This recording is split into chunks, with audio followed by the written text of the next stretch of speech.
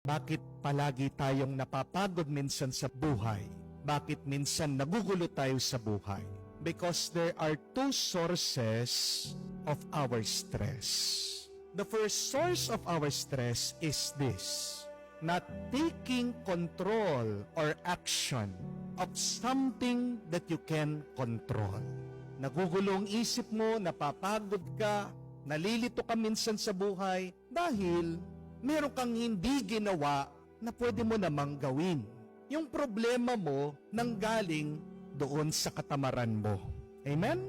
Halimbawa, bakit meron mga bata na stress sa pag-aaral? Dahil ba mahirap ang pinag-aaralan? Hindi. Dahil hindi nag-aral. Talagang pag nandyan na sa harapan mo ang quiz o ang test at alam mo hindi ka nag-aral, talagang pagpapawisan ka. Talagang sasakit ang ulo mo. Talagang maninigas ka at may stress ka. Bakit meron mga iba na stress sa pera? Dahil ba talaga mahirap ang buhay? Minsan hindi. Nai-stress sa pera dahil napakagastos. Dahil hindi marunong humawak ng pera. Dahil kung ano-ano ang pinagkakagastusan, kung marunong lang na gamitin ang pera, kung alam lang na itago ng mabuti ang pera, di ba? Wala ka dapat stress sa pera. Pero alam natin yan. Sinasabi ng iba, mahirap ang buhay. Pero pag-aralan niyo po kung ano ang ginagawa nila. Tingnan niyo ang buhay nila. Yung mga sinasabi nilang ang hirap ng buhay, sila yung mga pinakamaraming bisyo. Saan nila nakukuha ang pera para makainom? Saan sila nakakakuha ng pera para makapanigarilyo, para makipagsugalan, para makapag-mall? Meron pa nga sila pang cellphone. Di po ba? Meron naman dapat magagawa, pero hindi ginawa. May ibang ginawa. Bakit merong iba na stress sa sakit? Dahil hindi inalagaan ng mabuti ang pangangatawan. Magagawa naman na makapag-exercise. Magagawa naman makaiwas sa mga pagkain na nakakasakit. Pero hindi ginawa.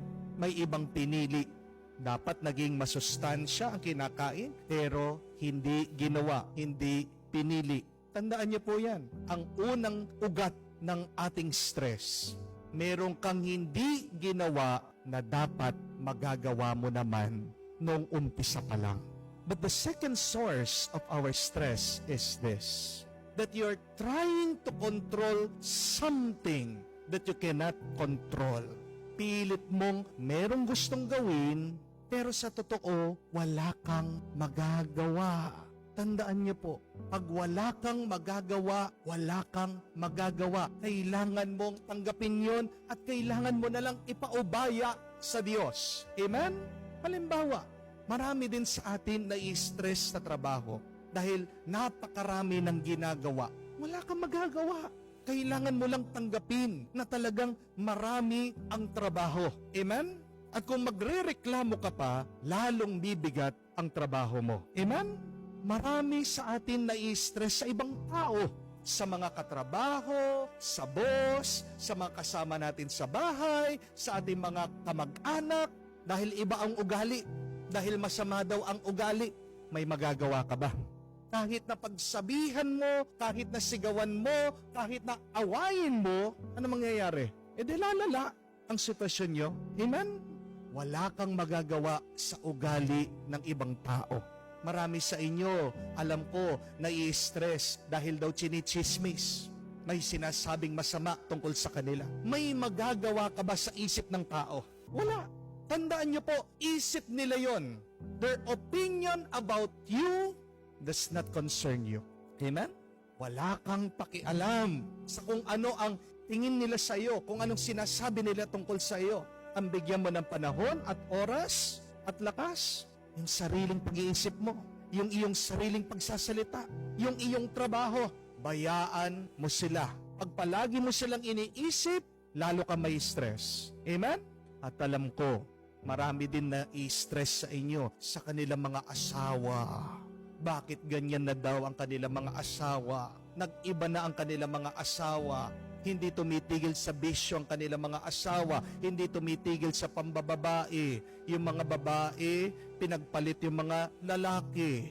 Kahit na nagdasal ka na, kahit na nakiusap ka na, kung isang tao nagdesisyon, pinili ang masama, may magagawa ka ba doon?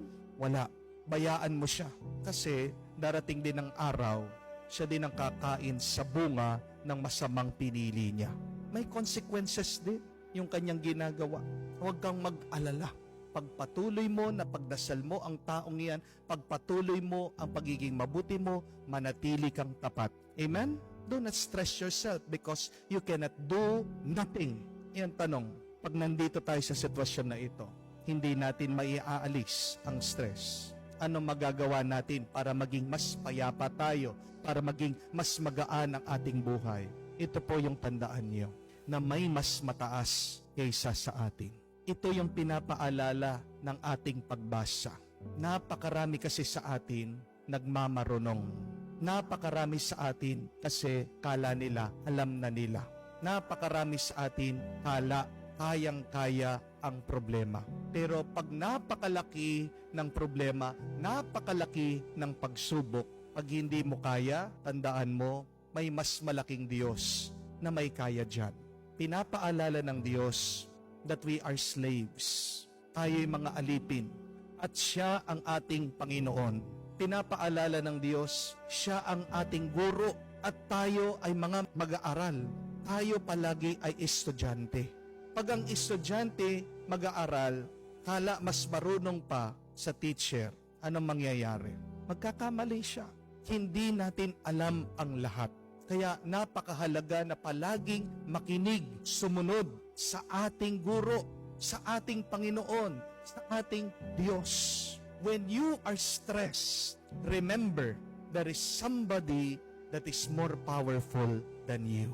When you cannot control everything in your life, remember, God, our Lord, can control everything, can do everything.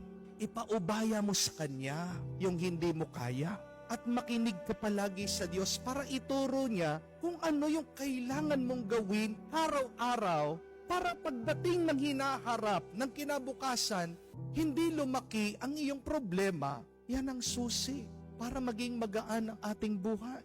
Yan ang susi para tayo ay magkaroon ng kapayapaan.